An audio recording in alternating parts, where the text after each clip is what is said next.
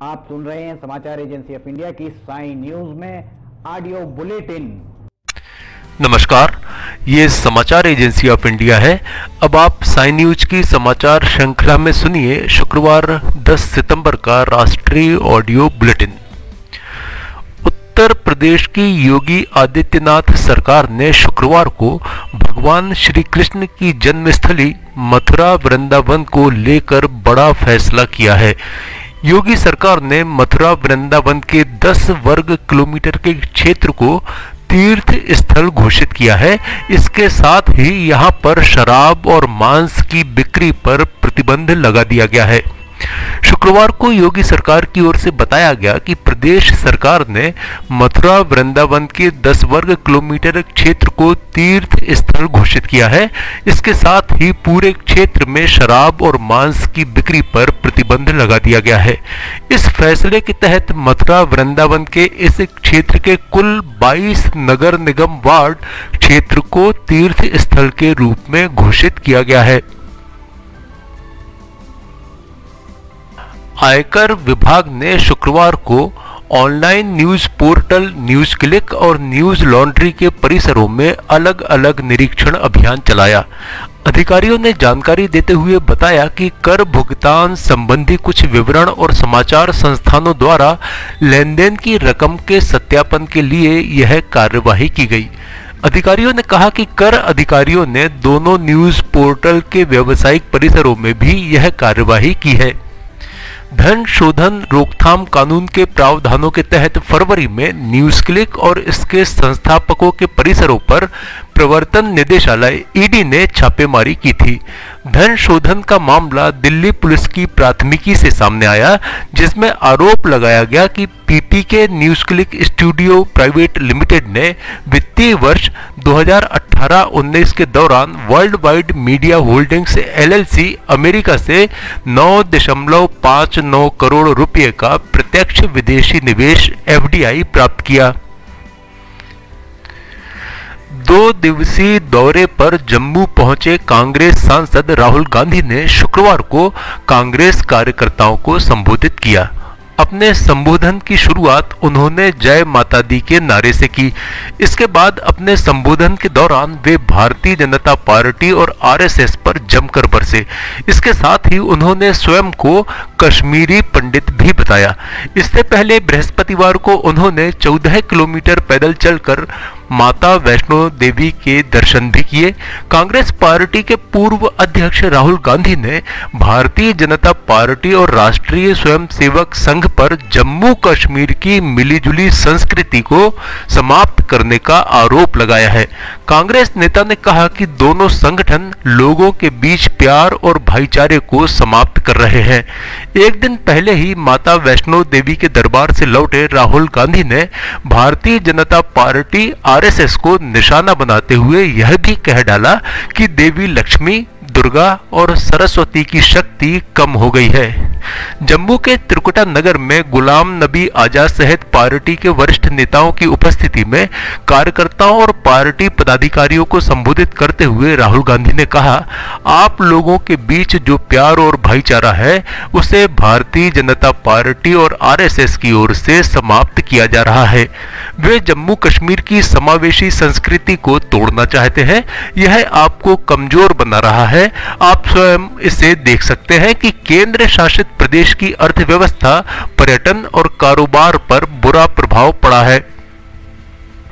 राहुल गांधी ने कहा कि देवी दुर्गा रक्षा करने वाली ताकत की प्रतीक है, तो देवी लक्ष्मी किसी के लक्ष्य को प्राप्त करने की शक्ति का प्रतीक है और देवी सरस्वती ज्ञान की शक्ति है। कांग्रेस नेता ने आरोप लगाया कि भारतीय जनता पार्टी की अगुवाई वाली केंद्र सरकार की नीतियों, नोटबंदी और जीएसटी ने देश में देवी लक्ष्मी की शक्ति कम कर दी है। उन्होंने यह भी दावा किया कि नए कृषि कानूनों ने देवी दुर्गा की शक्ति कम कर दी है। राहुल गांधी ने आगे कहा कि जब भारतीय जनता पार्टी और आरएसएस के किसी व्यक्ति को शैक्षणिक संस्थाओं में नियुक्त किया जाता है तो देवी सरस्वती की शक्ति कम होती है। जम्मू के त्रिकुटा नगर में कांग्रेस कार्यकर्ताओं को संबोधित करने के दौरान राहुल गांधी ने कश्मीरी पंडित का भी मुद्दा उठाया। राहुल गांधी ने कहा, मेरा संबंध भी कश्मीरी पंडित परिवार से ही है। आगे उन्होंने कहा कि आज सुबह कश्मीरी पंडितों का एक प्रतिनिधि मंडल मुझसे मिलने आया। उन्होंने मुझसे कहा कि कांग्रेस उन लोगों के लिए बहुत सारी योजनाएं लाई, लेकिन भारतीय जनता पार्टी ने उनके लिए कुछ भी नहीं किया। इसके साथ ही राहुल गांधी ने कहा कि मैं अपने कश्मीरी पंडित भाइयों से वायदा करता हूं कि मैं उनके लिए अवश्य कुछ करूंगा और उनकी समस्याओं को सुलझाऊंगा। पश्चिम बंगाल की भवानीपुर सीट से मुख्यमंत्री ममता बनर्जी ने शुक्रवार को अपना नामांकन भर दिया है। मुख्यमंत्री पद पर बने रहने के लिए उन्हें इस उपचुनाव में हर हाल में जीतना होगा। ममता बनर्जी के सामने भारतीय जनता पार्टी ने प्रियंका टिब्रेवाल को मैदान में उतारा है, जबकि सीपीआईएम ने श्रीजीव बिस्वास पर दांव लगाया है। कांग्रेस ने इस सीट पर उम्मीदवार नहीं उतारने का फैसला किया है। इस सीट को टीएमसी का गढ़ माना जाता रहा है और यहां से ममता बनर्जी पहले भी चुनाव जीत चुकी हैं। बंगाल की मुख्यमंत्री ममता बनर्जी हाल ही में हुए विधानसभा चुनाव में नंदीग्राम सीट पर भारतीय जनता पार्टी के शुभेंदु अधिकारी से हार गई थी। शुभेंदु कभी टीएमसी में ही थे और ममता बनर्जी के खास माने जाते थे। अब ममता बनर्जी को मुख्यमंत्री पद पर बने रहने के लिए उस उपचुनाव में जीत हासिल करनी होगी। ममता बनर्जी को 5 नवंबर तक विधानसभा की सदस्यता प्राप्त करनी है। समाचारों के बीच में हम आपको यह जानकारी भी दे दें कि मौसम के अपडेट जानने के लिए समाचार एजेंसी ऑफ इंडिया के चैनल पर प्रतिदिन अपलोड होने वाले वीडियो अवश्य देखें। मौसम से संबंधित अपडेट मूलतः किसानों, निर्माण कार्य, यात्रा या समारोह आदि के लिए फायदेमंद साबित हो सकते हैं। समाचार एजेंसी ऑफ इंडिया के द्वारा अब तक मौसम के जो पूर्वानुमान जारी किए गए हैं वे 95 से 99% तक सही साबित हुए हैं। कोरोना के विरुद्ध जंग में पंजाब सरकार ने राज्य के कर्मचारियों को 15 सितंबर तक वैक्सीन की कम से कम 1 डोज लेने की हिदायत दी है।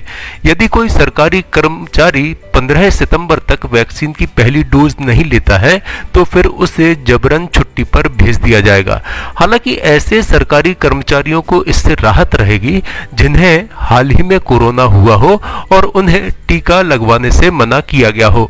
इसके अलावा अन्य मेडिकल कारणों से टीका न लगवा पाने वाले लोगों को भी राहत दी गई है, लेकिन किसी भी स्वास्थ्य कर्मचारी को 15 सितंबर तक वैक्सीन की कम से कम 1 डोज लेनी होगी। ऐसा न होने पर उनके विरुद्ध अनुशासनात्मक कार्यवाही की जाएगी और उन्हें छुट्टी पर भेज दिया जाएगा। इसके अलावा राज्य के मुख्यमंत्री कैप्टन अमरिंदर सिंह ने कोरोना से जुड़ी पाबंदियों को भी 30 सितंबर तक बढ़ाने का निर्णय लिया है। पंजाब के सीएमओ की ओर से दी गई जानकारी के अनुसार फेस्टिवल सीजन को देखते हुए पाबंदियों की अवधि को बढ़ाया गया है। इस दौरान किसी भी आयोजन में 300 से अधिक लोगों के जुटने पर रोक रहेगी। इसके अलावा सोशल डिस्टेंसिंग का पालन करना और मास्क पहनना पहले की तरह ही अनिवार्य रहेगा। भारतीय जनता पार्टी के नेता और मध्य प्रदेश के मंत्री विश्वास सारंग ने ऑल इंडिया मजलिस इत्तेहादुल मुस्लिमीन के अध्यक्ष असदुद्दीन ओवैसी पर निशाना साधा है। विश्वास सारंग ने असदुद्दीन ओवैसी को नसीहत दी है कि वो जिन्ना न बन जाए। असदुद्दीन ओवैसी पर हैदराबाद की शांति व्यवस्था खराब करने का आरोप लगाते हुए भारतीय जनता पार्टी नेता ने कहा, ओवैसी 2 धर्मों के बीच लड़ाई करवाने की राजनीति करते हैं, इससे उन्हें राजनीतिक फायदा पहुंचता है। उन्होंने कहा कि मैं ओवैसी को चेतावनी देना चाहता हूं कि वो जिन्ना की तरह न बन जाए। मुंबई के साकीनाका क्षेत्र में 30 वर्षीय एक महिला के साथ बलात्कार और दरिंदगी की वारदात हुई है। पीड़िता की हालत गंभीर बनी हुई है। पुलिस ने इस मामले में अभी तक एक आरोपी को अरेस्ट किया है और इसमें कुछ और लोगों के शामिल होने की आशंका जताई जा रही है। पीड़िता के साथ निर्भया जैसी दरिंदगी करने की बात भी सामने आ रही है।